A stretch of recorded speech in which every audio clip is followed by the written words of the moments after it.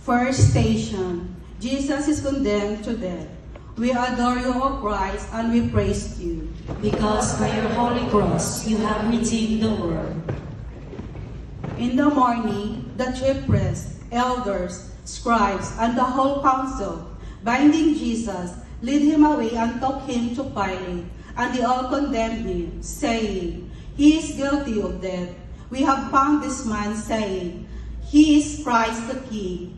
And Pilate, sitting in the place of judgment, handed Jesus over to them to be crucified.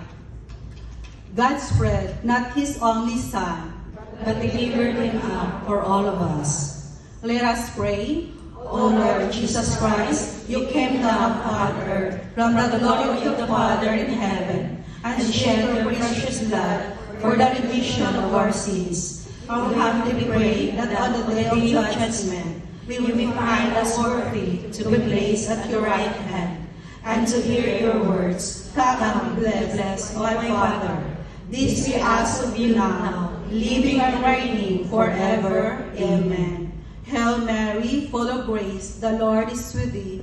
Blessed art thou amongst women, and blessed is the fruit of thy womb, Jesus. Holy Mary, Mother of God, pray for us sinners, now and at the hour of our death. Amen. Glory be to the Father, and to the Son, and to the Holy Spirit. As it was in the beginning, is now, and ever shall be, world without end. Amen.